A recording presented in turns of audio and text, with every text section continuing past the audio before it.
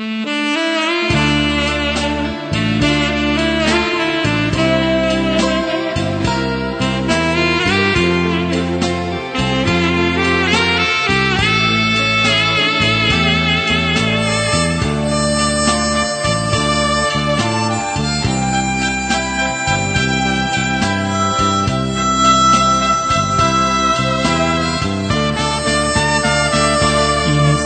่าสังว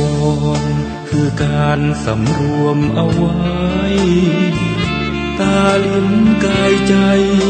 จมูกหูที่รู้สัมผัสระวังระวัยสิ่งใด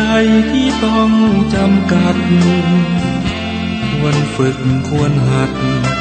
ปฏิบัติอินทรีย์สังวรรูปรสกลิ่นเสียงมีกายมีใจเรียนรู้เพ่งพิจตรองดูตาและหูพึงรู้ไว้ก่อนความคิดว่าจะหยาบหนาเอามาพันพองปิดปากนอกก่อนแล้วจึงปิดปากในพูดมากเรื่องมากพูดน้อยก็มีเรื่องน้อยไม่พูดเพียงหน่อย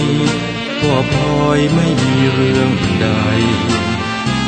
คิดมากทุกมากคิดน้อยทุกน้อยจริงไหมร้ายดีแยกได้อย่าเอาใส่ไว้ในอารมณ์อินทรีย์สังวรจัดการให้มันสมบูรณ์เอาไว้เป็นทุนได้เกื้อหนุนสร้างแนวความคมกิเลสใดๆจะได้ไม่มาถล่มธรรมะชัยห่มเพียรบ่มอินทรีย์สังวร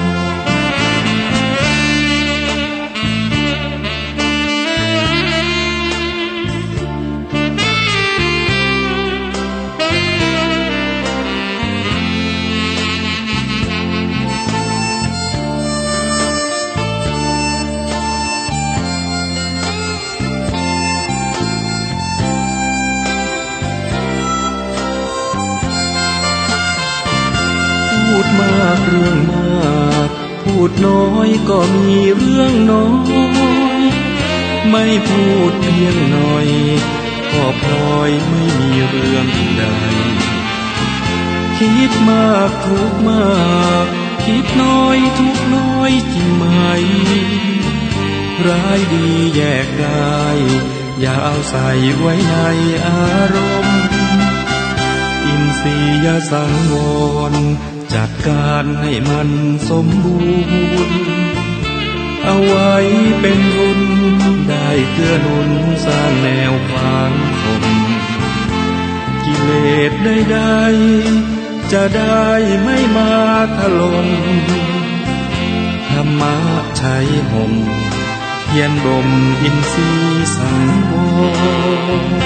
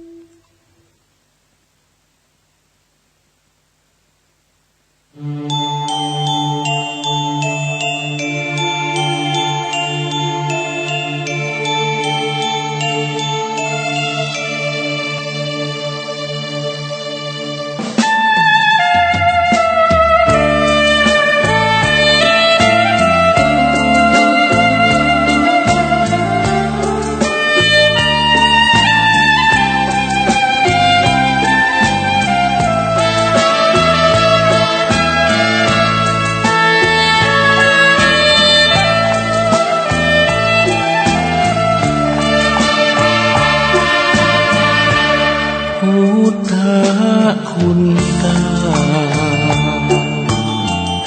มาบอกมาเล่าฟังเป็นความรู้ข้อหนึ่งคืออรหัง บุคคลที่ควรเชิดชูเพราะท่านเป็นผู้กิเลสไม่มีสัมมาสัมพุทโธผู้ลบความโง่ให้เราเหล่านี้ตรัสรู้ด้วยพระองค์เองแท้เซ็งฟ้าปัตตภีก็200,000ดีผู้คนบูชา3วิชาจารณาสัมปันโน4สุขโตรวมกันแปลได้เลยนะหมายถึงผู้รู้ประพฤติถึงธรรมล้ำค่าอีกสุขโตต่อมา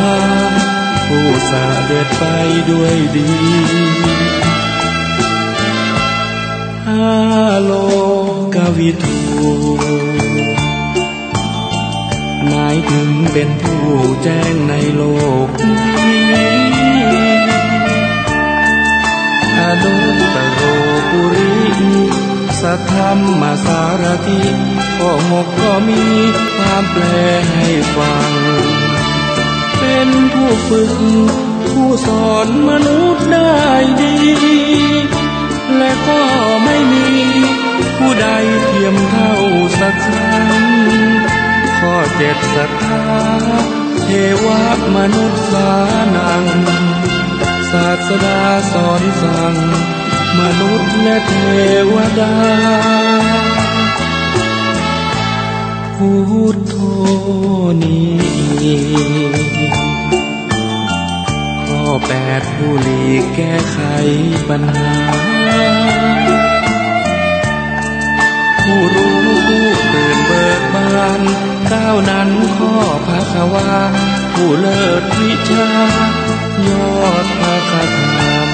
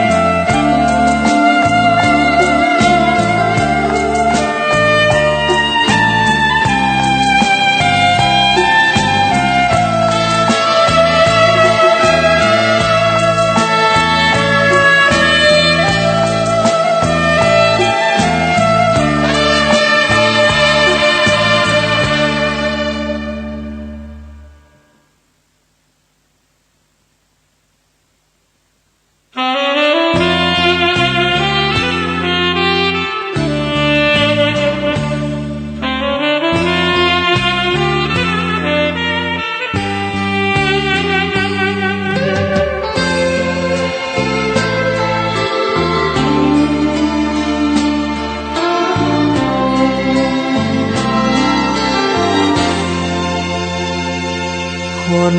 ดีที่พุทธองค์ท่านตรัสชี้แจงแจ่มชัดคือคนสังคมต้องการ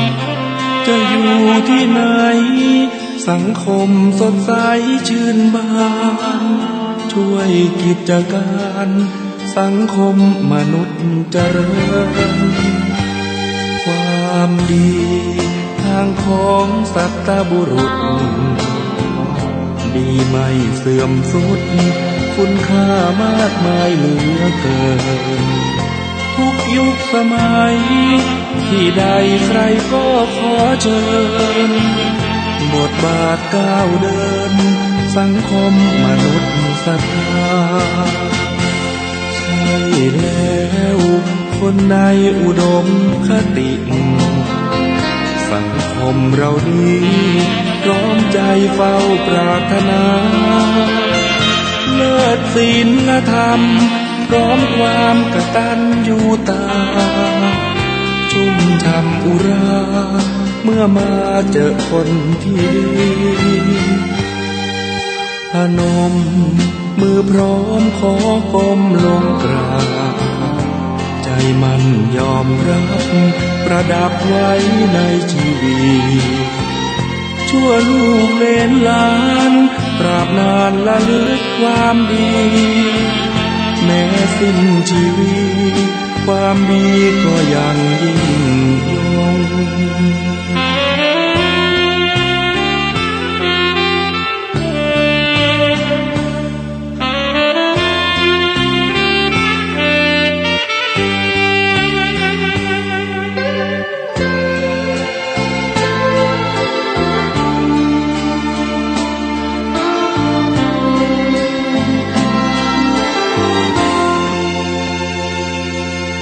นมมือพร้อมขอก้มลงกราบใจมันยอมรับประดับไว้ในชีวิตชั่วลูกเลนหลานตราบนานละลึกความดีแม้สิ้นชีวิตความดีก็ยังยิ่งยง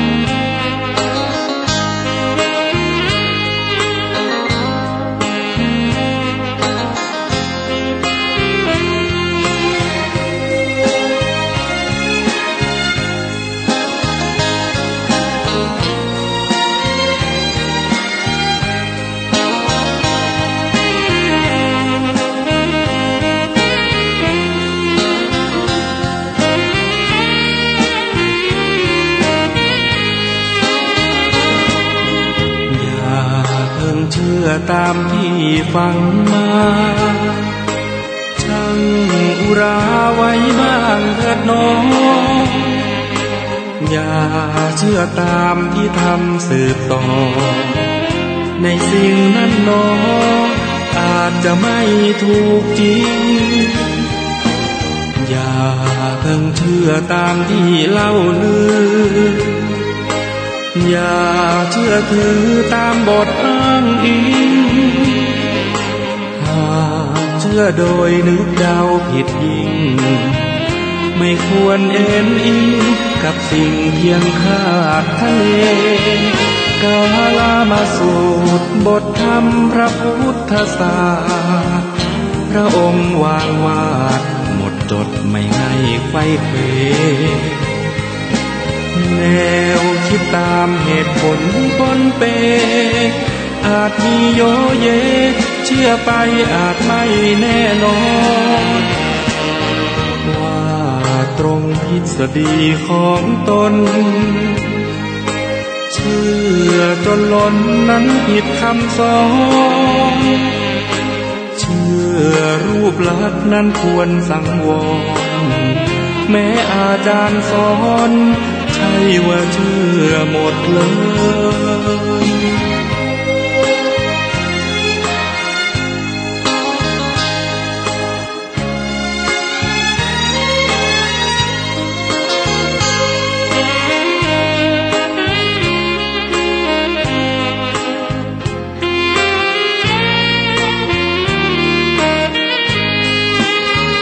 กาลามาสู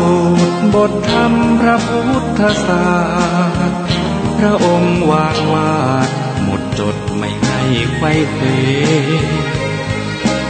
แนวคิดตามเหตุผลปนเปอาจมีโยเยเชื่อไปอาจไม่แน่นอนว่าตรงทฤษฎีของตนเชื่อจนล้นนั้นผิดคำสอนเชื่อรูปลักษณ์นั้นควรสังวรแม้อาจารย์สอนใช่ว่าเชื่อหมดเลย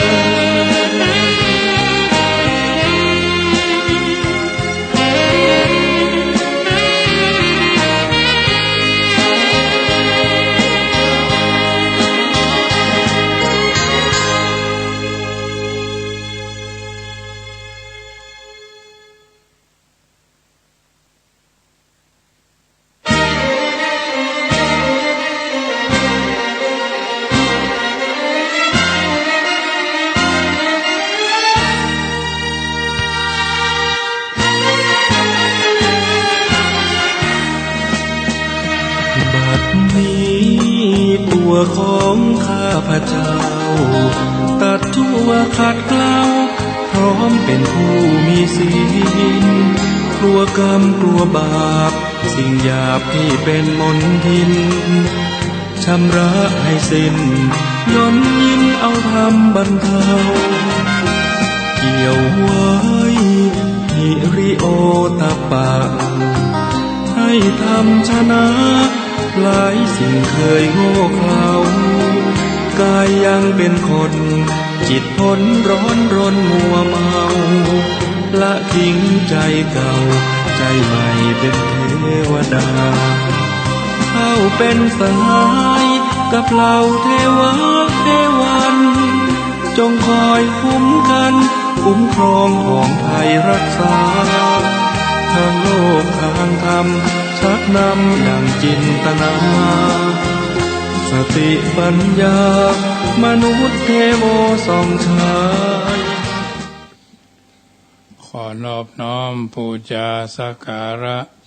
องค์พุทธศาสนาปีชาจารย์จอมเมธีเรืองเดชวิเศษญาณประกอบการกรุณาประชากรขอนอบน้อมปูชาพระไตรรัตน์เป็นนุจจัตศาสนาสถาผลขอจงละความชั่วทั่วทุกคนประกอบตนเสริมสร้างแต่ทางดีขอจงมีใจสงบประสบสุขมีราชลูกปรีเปรมเกษมศรีขอจงเกิดความฮักสามัคคีฉันน้องพี่ทั่วกันนิรันดร์เทิน10 นิ้วกราบแนบไทยไหวสาปารมีธรรมในครูบาอาจารย์พระมหาเถรานุเถระท่านเจ้าคณะพระสังฆาธิการทุกรูปทุกตนขอความสุขความสวัสดีในธรรมะแห่งองค์สมเด็จพระสัมมาสัมพุทธเจ้าจงมีแก่บรรดาสาธุชนท่านผู้ฟังทุกท่านที่ได้มีโอกาสเปิดวิทยุรับฟังรายการธรรมะในชีวิตประจำวันภาคพิเศษตั้งสถานีวิทยุเพื่อการศึกษาพระพุทธศาสนาและจริยธรรม FM ความถี่104.50 เมกะเฮิรตซ์ภาคพิเศษก็เป็นการจัดรายการแทนท่านอาจารย์พระครูปลัดกิติพงศ์วัดสันขยอมอำเภอสันทรายจังหวัดเชียงใหม่เนื่องโดยท่านติดศาสนกิจเกี่ยวกับภาระธุระเกี่ยวกับการอบรมเยาวชนก็ดีตลอดจนการร่วมกิจการงานซ้อมในการรับปริญญาของพระคุณท่านซึ่งสำเร็จการศึกษาระดับมหาบัณฑิตของมหาจุฬาลงกรณราชวิทยาลัยวิทยาเขตเชียงใหม่จึงถวายเวลาธรรมภาพวันพฤหัสบดีบ่ายโมงถึงบ่าย2แล้วก็วันทั้ง104เนาะแล้วก็วัด96นี่ก็วันที่18เวลาประมาณ4 โมงถึง3 โมงถึง4 โมงเนาะอันนี้เป็นรายการแทนทั้ง2 วันและก็วันที่24 25แถมรอบ1นอกนั้นท่านก็จะจัดรายการแทนอาตมาภาพงานเผยแผ่ธรรมทางพระพุทธศาสนาก็เป็นส่วนหนึ่งที่นำมาอุเอิญเจริญพรกับบรรดาญาติโยมสาธุชนผู้ฟังที่อยู่ทางบ้าน 84,000 พระธรรมขันธ์เขาก็รังสรรค์เลือกสรรเอาสิ่งที่เป็นมงคลกับตัวกับตนเขาท่านทั้งหลายภาคบ่ายก็ถือว่าเป็นช่วงแห่งการกินข้าวน้ำจำข้าวตอนช่วงแห่งการที่จะได้เตรียมตัวเข้าสู่การสู่งานเป็นช่วงที่2หลังจากที่เขาตรากทำงานตั้งแต่เจ้ามาจนกระทั่งถึงเที่ยงก็รับประทานอาหารบ่ายโมงก็เข้าทำการทำงานต่ออันนี้ก็ถือว่าเป็นการทำงานตามระบบที่เขาได้ปฏิบัติกันมาเพราะฉะนั้นภาคบ่ายของวันนี้ก็จะถือว่าเอาน้ำธรรมคำสอนในทางพระพุทธศาสนามาเป็นประทีปธรรมนำชีวิตให้เขาท่านทั้งหลายนำไปปรับใจเดินทางชีวิตโดยมีหลักธรรมในทางพระพุทธศาสนาเป็นสรณะเป็นที่พึ่งอันอุดมสูงสุดเพื่อจะได้มีหลักยึดหลักประพฤติหลักปฏิบัติแห่งการเดินทางชีวิตโดยบ่เก้อเขินโดยประการทั้งปวง มีพระบาลีกล่าวเอาไว้อยู่บทหนึ่งว่าอิทะนนทติเปจะนนทติกตะปุญโยอุปยัฏฐนันทติปุญญังเมกตันตินันทติพิญโยนันทติสุขติงคโตเป็นต้นนันทติปุญญังเมกตันตินันทติพิญโยนันทติสุขติงคโตเป็นต้นมีกล่าวไว้ใน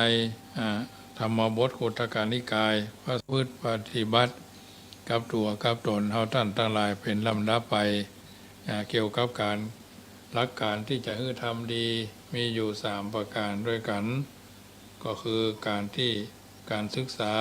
ย่อมเป็นเครื่องบอกว่าศาสนากำลังจะบอกว่ากำลังจะเจริญหรือกำลังจะเสื่อมความเสื่อมสูญไปแห่งการศึกษาค้นคว้าก็คือปริยัติอันตรธานความเสื่อมไปสูญไปแห่งการปฏิบัติธรรมตามที่ได้ศึกษามาแล้วความเสื่อมสูญไปแห่งการได้รับผลแห่งการปฏิบัติความเสื่อมสูญแห่งสมณเพศหรือนักบวชเพื่อสืบศาสนาแล้วครับประการที่5ความเสื่อมสูญไปแห่งพระบรมสารีริกธาตุของพระพุทธเจ้า5ข้อนี้สำคัญที่สุดก็คือปริยัติอันตรธานเนื่องด้วยการประพฤติปฏิบัติทั้งหลายประเพณีวัฒนธรรมที่ถือสืบกันมาถ้าซักว่าทำตามกันโดยปราศจากการศึกษาเล่าเรียนย่อมเกิดข้อผิดพลาดได้ง่ายเปรียบเหมือนคนตาบอดเดินทางหรือคนตาดีเดินทางไปในที่มืดย่อมมีโอกาสพัดลงไปในหลุมหรือหกล้มโดยง่ายศาสนิกชนจะต้องเรียนรู้พ้องตามหน้าที่ของตนตามที่โอกาสจะได้อำนวยให้ถ้าบ่เฮียนบ่รักบ่ศึกษาเล่าเรียนเพียรปฏิบัติตนเองพ้องเมื่อปฏิบัติไปย่อมทำให้เกิดความผิดพลาดได้ง่ายโดยเฉพาะหลักการที่จะทำตัวให้ดีหรือการทำบุญทางพระพุทธศาสนามีอยู่3ประการที่ควรพิจารณาทานนังคือการจะทานก็ต้องเฮียนฮู้อย่างใดจึงจะห้องว่าเป็นทานที่แท้จริงในทางพระพุทธศาสนาอย่างใดจึงจะได้ถึงบุญและกุศลทานคือการนี้แบ่งเป็น2ประการการสิ่งของเรียกว่าวัตถุทานการที่บ่เกี่ยวกับสิ่งของเช่นอภัยการความรู้เรียกว่าธรรมทานการทั้ง2ประการนี้มีผลดีคือวัตถุทานช่วยเหลือผู้อื่นสามารถดำรงชีพอยู่ได้มีเครื่องอุปโภคบริโภคพอแก่อัตภาพเป็นการความช่วยเหลือทางกายส่วนธรรมทานคือการที่มีความช่วยเหลือคนอื่นในทางจิตใจคือธรรมทานหรือในบางกรณีนอกจากจะเป็นการปฏิบัติช่วยเหลือเป็นการความช่วยเหลือคนอื่นในทางด้านจิตใจแล้วยังจะทำตัวผู้อื่นผู้เองมีจิตใจที่กว้างขวางมั่นคงเข้มแข็งเช่นการอภัยบ่ถือสาหาความบ่ใส่ใจเรื่องเล็กน้อยบ่ใส่ข้อผิดพลาดออกบางประการของคนอื่นเมื่ออภัยบ่อยครั้งเข้าจะทำให้เป็นคนมีขันติธรรมสูงมีจิตใจมั่นคงอภัยทานนี้บ่ใช่การสิ่งของแต่เป็นการสละความบดีที่มีอยู่ในใจของตนออกไปเป็นการที่บ่ต้องลงทุนหยังบ่ต้องลงทุนด้วยทรัพย์สินพระพุทธเจ้าเองก็ทรงสรรเสริญการประการนี้ดังพุทธพจน์ที่กล่าวว่าสัพพะทานังธรรมะทานังชินาติการการธรรมะย่อมชนะการทั้งปวงเพราะการธรรมเป็นทานเป็นการอย่างสูงยกย่องว่าเป็นเหตุศาสนาดำรงอยู่ได้ อันที่จริงแล้วเกณฑ์การฮื้อในทางพระพุทธศาสนามีอยู่สองระดับคือระดับวิถีชีวิตของผู้ครองเรือนทั้งหลายคือชาวบ้านที่ใช้ชีวิตอยู่กับครอบครัวสองระดับอุดมคติเพื่อเป้าหมายแห่งชีวิตที่สูงส่งระดับหนึ่งคือระดับชีวิตของชาวบ้านผู้ครองเรือนนั้นเป็นการฮื้อสิ่งของหรือสละความบดีออกไปจากจิตใจเท่าที่กำลังของตนเองจะฮื้อได้เป็นการเอื้อเฟื้อเกื้อกูลกันทั้งด้านวัตถุธรรมและความถูกต้องเพื่อความสุขแก่ตนเองและบุคคลอื่นระดับที่สองเป็นการฮื้ออย่างสูงสุดบุคคลที่มีปณิธานอันแน่วแน่ถึงขั้นเป็นพระโพธิสัตว์ได้เท่านั้นจึงจะฮื้อตามระดับนี้ได้อย่างเช่นพระพุทธเจ้าเมื่อเสวยพระชาติเป็นพระเวสสันดรชาดกทรงได้ฮื้อทุกอย่างแก่แม้กระทั่งบุตรธิดาและภรรยาของตนหรือถ้ามีคนไปทูลขอชีวิตของพระองค์ก็ฮื้อได้เพราะทรงมีปณิธานอันแน่วแน่อยู่แล้วที่จะฮื้อทุกอย่างการฮื้อระดับอุดมคตินี้มีพุทธภาษิตเป็นหลักฐานพิจารณาก็คือจะเชทนังอังคะวรัสสะเหตุอังคังจะเชชีวิตังรักขมาโนอังคังทนังชีวิตันจาปิสัพพังจะเชนะโรธรรมนุสสรันโตนรชนสละทรัพย์เพื่อรักษาอวัยวะเอาไว้ควรสละอวัยวะเพื่อจะรักษาชีวิตไว้ควรสละทรัพย์อวัยวะแม้กระทั่งชีวิตเมื่อจะรักษาความถูกต้องชอบธรรม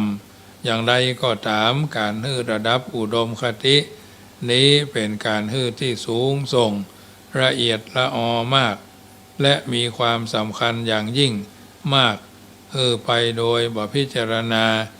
หรือกระทำลงไปโดยอารมณ์ชั่ววูบแล้วย่อมทำให้เกิดความเสียใจในภายหลังเพราะฉะนั้นในฐานะที่เป็นพุทธศาสนิกชนแล้วเมื่อจะฮื้อตามควรศึกษาพิจารณาถี่ถ้วนดังที่ได้พรรณนากล่าวมาแล้วจักบ่เสียใจในภายหลังเมื่อเกิดความผิดพลาดเมื่อได้ศึกษาอย่างดีแล้ว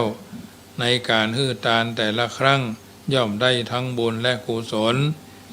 สองจะรักษาศีลต้องหมั่นศึกษาเล่าเรียนได้ดีเช่นกันจึงจะได้ถึงบุญและกุศลต้องศึกษาว่าศีลคืออันหยังการรักษาศีลจำเป็นต้อง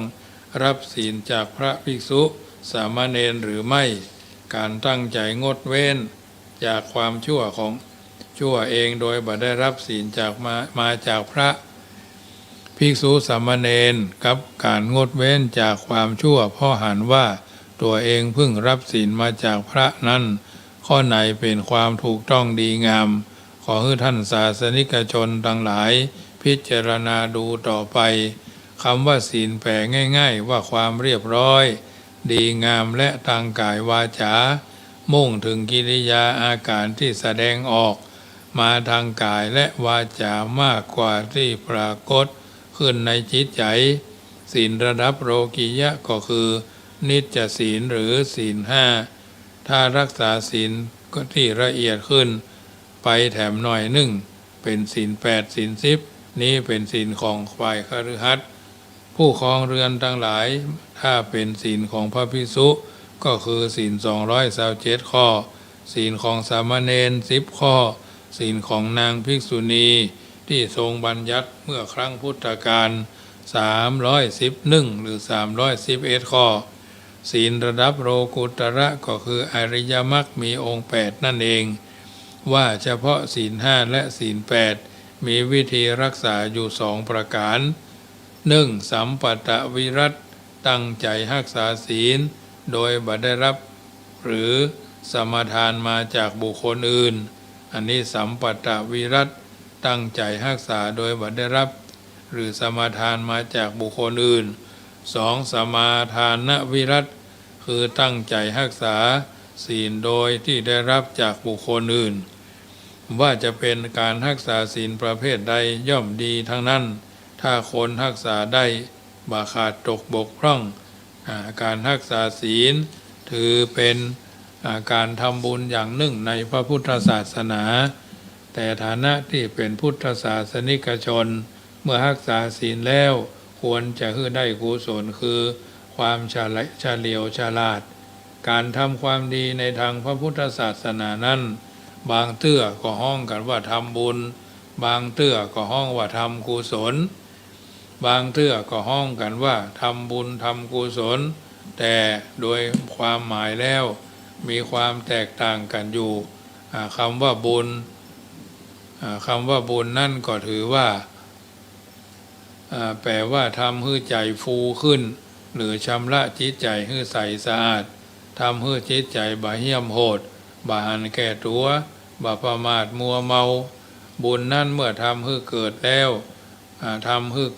มันทำให้ใจของเฮาฟูขึ้น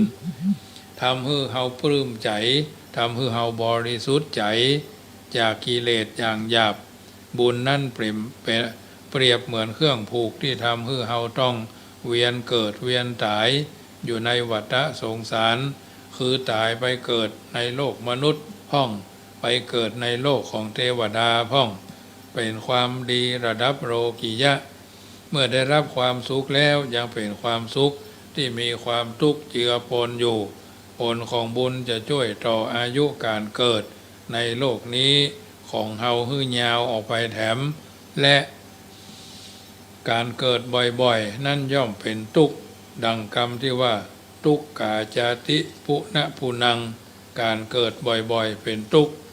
ส่วนคำว่ากุศลแปลว่าความฉลาดความมีประสิทธิภาพเมื่อทำให้เกิดมีแล้วก็ทำให้ตัวเฮามีประสิทธิภาพจิตใจมีประสิทธิภาพสามารถคิดทำแก้ปัญหาต่างๆตัวเองได้ที่สำคัญก็คือทำให้เฮาหมดปัญหาได้อย่างถาวรตลอดไปคือบรรลุถึงพระนิพพานความดับเย็นของจิตใจไร้ปัญหาหมดกิเลสโดยสิ้นเชิงทำให้การเวียนว่ายตายเกิดในวัฏสงสารของเฮาทั้งหลายสิ้นสุดลงการรักษาศีลนั่นย่อมได้บุญอย่างแน่นอนแต่จะทำให้ได้กุศลด้วยหรือไม่เป็นเรื่องที่ควรศึกษากันต่อไปเมื่อมีโอกาสได้ชื่อว่าเป็นผู้รักษาศีลว่าจะอยู่ในฐานะเป็นพระภิกษุสามเณรเป็นอุบาสกอุบาสิกาผู้ยึดมั่นในพระรัตนตรัยก็ตามต้องศึกษาให้ดีต้องรู้เจตนารมณ์ของศีลนั่นเป็นบัญญัติเป็นบทบัญญัติเพื่อเป็นกฎเกณฑ์เพื่อจะให้สังคมเป็นระเบียบมีความร่มเย็นเป็นสุขศีลเป็นกรอบบังคับให้คนแสดงการกระทำทางกายวาจาและการอู้ให้ถูกต้องโดยให้มีความสำนึกในใจก่อนว่าเฮาเป็นผู้รักษาศีลเฮาจะบ่ล่วงละเมิดศีลและศีลเป็นอาภรณ์ประดับมนุษย์เป็นตราประทับให้แต่ละคนมีความแตกต่างกันออกไปศีลเป็นบันไดให้เฮาไต่ไปสู่ที่สูงสุดบุคคลที่ศึกษาบุคคลที่รักษาศีลบริสุทธิ์บ่ฮือด่างพร้อยย่อมมีจิตเป็นสมาธิเมื่อศึกษาอบรมวิชาการใดๆย่อมมีความรู้ความเข้าใจได้รวดเร็วและทั่วถึงศีลเป็นฐานให้เกิดปัญญาอย่างนี้ซึ่งจะเป็นพื้นฐานให้กระทำความดีในขั้นต่อไป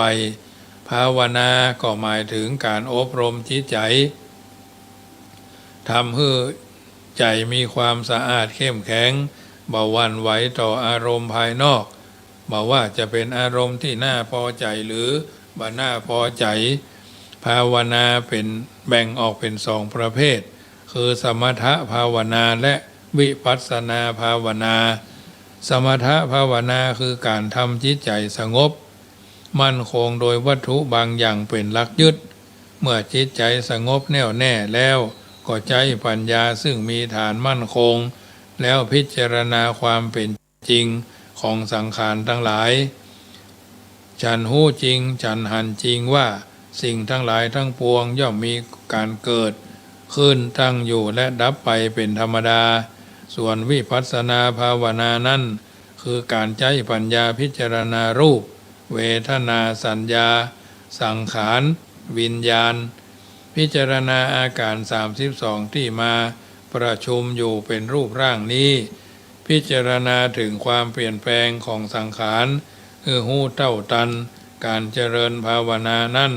บอกว่าจะเป็นวิธีการใดนับเป็นวิธีการที่ดีที่สุดที่จะทำตัวให้หมดกิเลสแต่อันตรายของภาวนานั้นก็มีอยู่ถ้าผู้เจริญมีความเข้าใจผิดคิดว่าตัวเองเป็นผู้วิเศษหมดกิเลสทั้งที่ยังมีกิเลสเป็นต้นย่อมทำให้เสียคนได้เช่นกันเพราะฉะนั้นจำจะต้องเรียนรู้ว่าภาวนาคืออะไรหยังมีขั้นตอนอย่างใดเส้นทางที่จะนำไปสู่ความหมดกิเลสนั้นมีลักษณะอย่างใด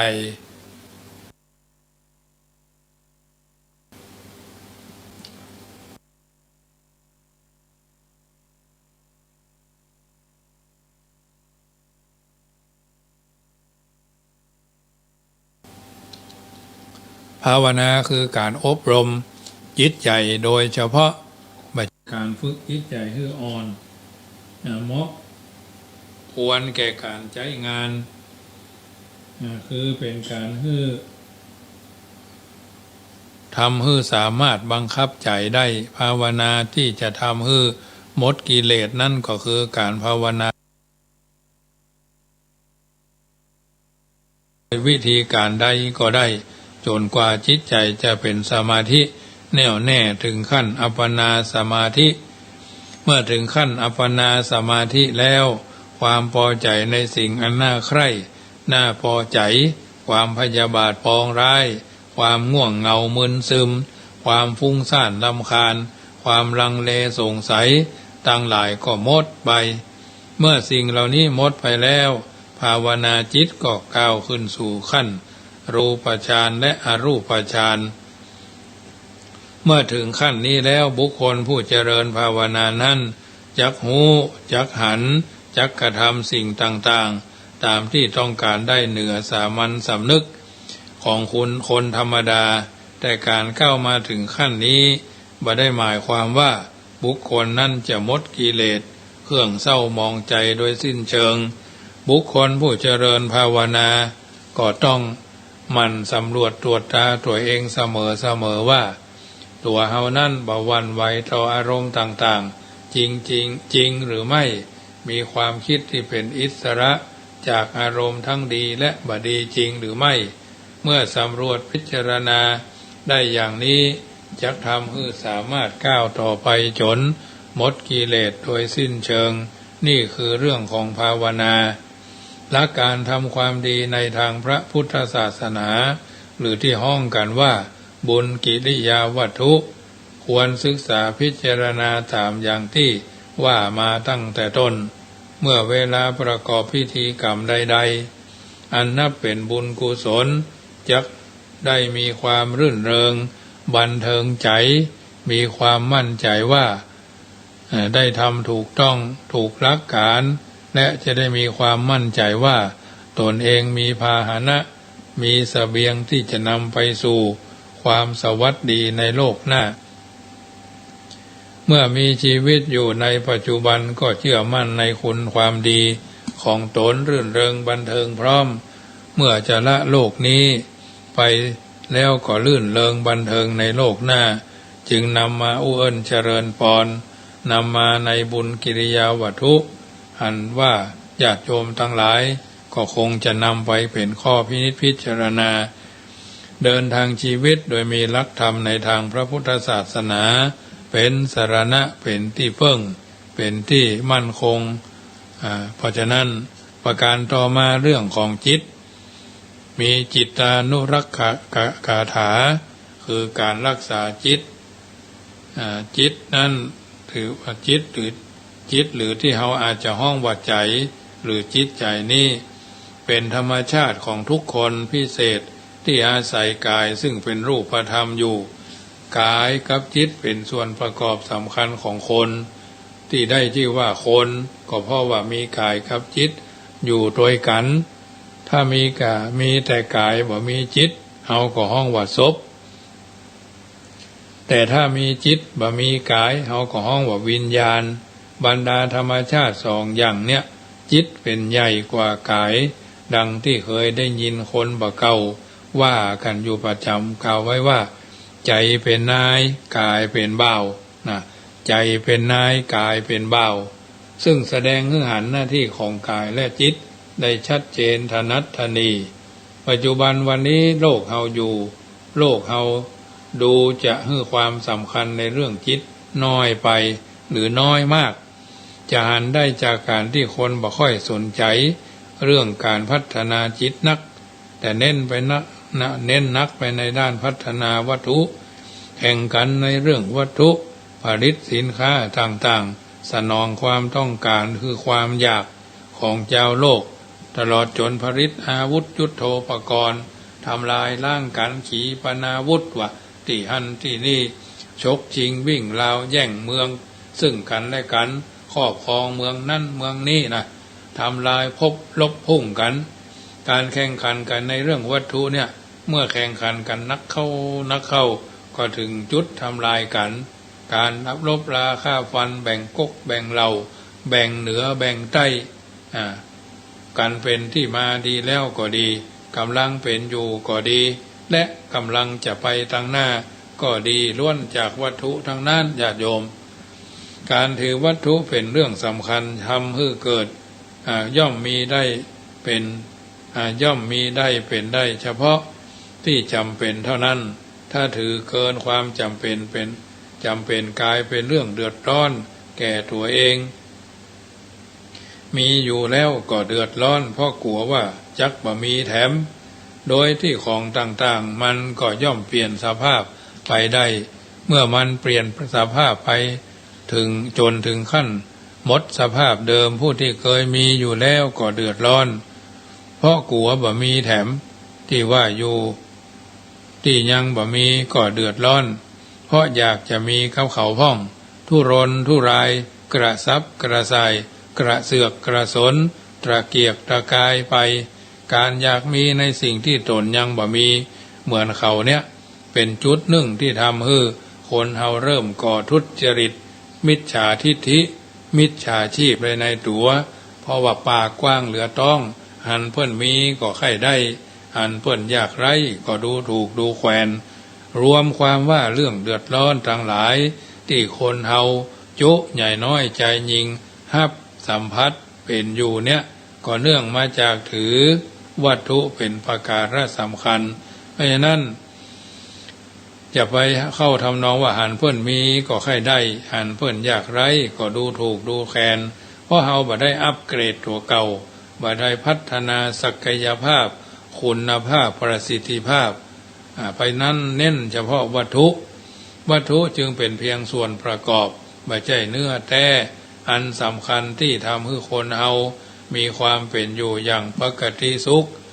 ความสำคัญของคนเฮานั้นอยู่ที่จิตเท่านั้นที่จะทำให้มนุษย์เฮาได้รับความสุขอย่างแท้จริงเพราะจิตเป็นตัวควบคุมพฤติกรรมของมนุษย์พฤติกรรมที่แสดงออกทางกายเปิดห้องว่ากายกรรมก็ดีพฤติกรรมที่แสดงออกทางวาจาหรือการที่ห้องกันว่าวจีกรรมก็ดีแม้จะดีจะชั่วก็ตามล้วนเกิดมาจากจิตทั้งนั้นจิตจึงเป็นสิ่งที่น่าที่จะทำคนเอาไปสู่สิ่งที่ดีก็ได้สิ่งที่บ่ดีก็ได้แล้วแต่พื้นฐานทางจิตใจของคนแต่ละคนและการคอยระวังรักษาเพราะคนเฮาทุกคนนั้นล้วนตกอยู่ในอำนาจของจิตถูกจิตจักนำไปในดังพุทธภาษิตที่ได้กล่าวเอาไว้เบื้องต้นเป็นภาษาบาลีว่าจิตเตนะนิยติโลโกจิตเตนะปริกิสติจิตตัสสะเอกธรรมัสสะสัพเพวะสมัน วคูติเป็นต้นแปลเป็นภาษาไทยว่าโลกถูกจิตนำไปถูกจิตจักไปสัตว์ทั้งปวงไปสู่อำนาจแห่งจิตอย่างเดียวความจริงจิตใจของคนเฮานั้นตามปกติผ่องใสบ่มัวหมองเป็นของบริสุทธิ์สะอาดปราศจากความมรมนทินใดๆทั้งสิ้นต่อเมื่อถูกอารมณ์ภายนอกมากระทบกระทั่งมาย้อมจิตนั้นจึงเศร้าหมองหรือผ่องใสอุปมาดังน้ำฝนใสบริสุทธิ์ใส่แก้วตั้งไว้เติมสีเขียวก็เป็นน้ำเขียวเติมสีส้มก็เป็นน้ำส้มเติมสีน้ำเงินก็เป็นน้ำเงินเติมสีอื่นๆเข้าไปก็เป็นสีตามนั้นน้ำในแก้วจะกลายเป็นสีต่างๆเติมสีเหลืองสีแดงสีเขียวอย่างลงไปแล้วนั้นแก้วก็จะกลายเป็นสีเหลืองสีแดงยิ่งถ้าเติมสีดำน้ำของหรือของสกปรกรวมถึงของเน่าเสียลงไปโดยแล้วน้ำแก้วนั้นก็จะกลายสภาพเป็นน้ำดำน้ำสกปรกเสียจนบาใจบ่ได้ต้องเททิ้งต้องเทขว้างแม้แต่แก้วที่ใส่น้ำนั้นก็ต้องคัดต้องล้างทำความสะอาดให้ดีจึงจะนำไปใช้ประโยชน์อื่นๆได้สิ่งที่ทำให้น้ำสกปรกมองหันชัด ดังกล่าวแล้วส่วนสิ่งที่ทำให้จิตสกปรกก็คือกิเลสซึ่งเป็นนามธรรมไม่สามารถพองหันได้แต่สามารถรู้ได้จากพฤติกรรมที่แสดงออกส่วนสิ่งที่จักนำมาใช้เป็นเครื่องมือในการชำระจิตใจให้สะอาดผ่องใสนั่นก็คือธรรมะไม่ใช่วัตถุอย่างอื่นเป็นต้นอาการของจิตลักษณะของจิตจึงเป็นสิ่งสำคัญอย่างหนึ่งที่จะต้องหู้ไว้เพื่อจะได้หู้เท่าทันเรื่องจิตนำไปใช้โดยการควบคุมระวังรักษาจิตต่อไปซึ่งจะขอประมวลกล่าวเอาไว้วันนี้รายการธรรมะในชีวิตประจำวันพฤหัสบดีที่17เดือนพฤศจิกายนอาตมาภาพพระมหาประสิทธิ์ธรรมาภินันโทนำมาเอื้อนเจริญพรนำมาเป็นปฏิพรให้บรรดาญาติโยมที่ฟังอยู่ทางบ้านเพื่อเป็นหลักยึดหลักประพฤติเพื่อเอาท่านทั้งหลายเดินทางชีวิตโดยความเป็นผู้รู้จักหน้าที่ปฏิบัติตามหน้าที่ไม่หลีกเลี่ยงหน้าที่ไม่ทำเกินหน้าที่ไม่ก้าวก่ายหน้าที่ทำหน้าที่ของตนให้ดีจะพบสันติสุขร่มเย็นเป็นพุทธะคือผู้รู้ผู้ถามผู้ตื่นผู้เบิกบานดังที่ท่านผู้รู้กล่าวเอาไว้ว่าสักกวาพุทธธรรมอันล้ำเลิศสุดประเสริฐสร้างสุขทุกแห่งหนเหมือนทานทิพย์แสงโสมโพยพยมให้มวลชนดื่มดำบำรุงใจ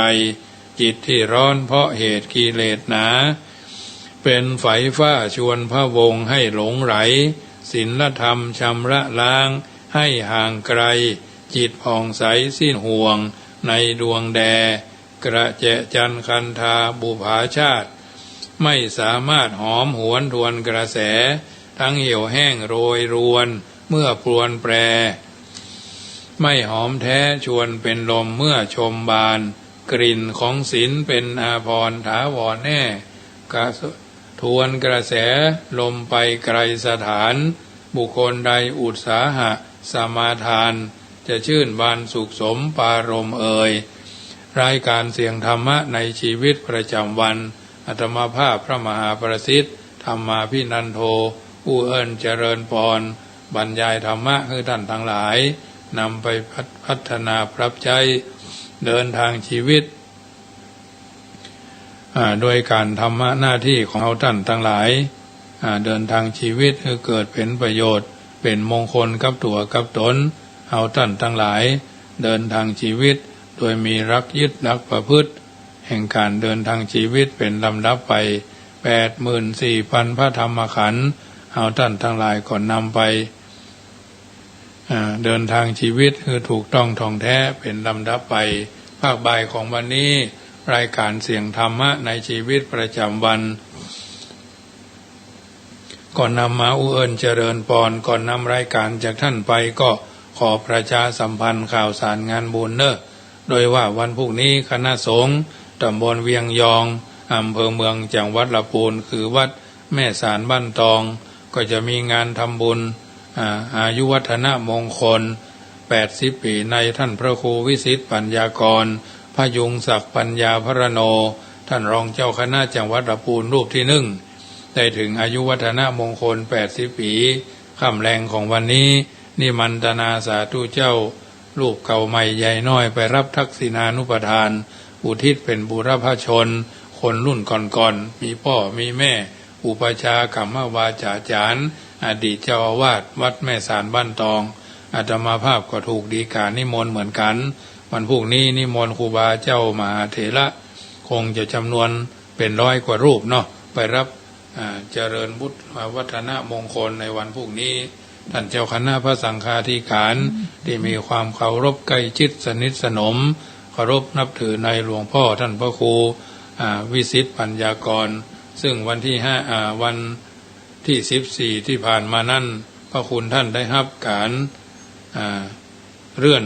สมณศักดิ์ใหม่เป็นพระราชาคณะในที่พระปัญญาท่านเจ้าคุณใหม่ว่าอันเดอเนาะท่านเจ้าคุณใหม่ซึ่งก็ตามที่ปรากฏอยู่ในราชทินานามที่ยังบ่ออกมาเตื้อเนาะมีเท่าปรากฏอยู่ในคำสั่งหรือในราชกิจจานุเบกษาที่พระเดชพระคุณท่านเจ้าคุณพระปัญญาวชิระกวีเนาะพระปัญญาวชิระกวีสถิตณวัดบ้านตองตำบลเวียงยองซึ่งก็เป็นที่นำมาซึ่งความแช่มชื่นอนุโมทนาแก่มวลศิษยานุศิษย์ในทิศทั้ง4ทั้งนี้ท่านนั้นก็ในนามของ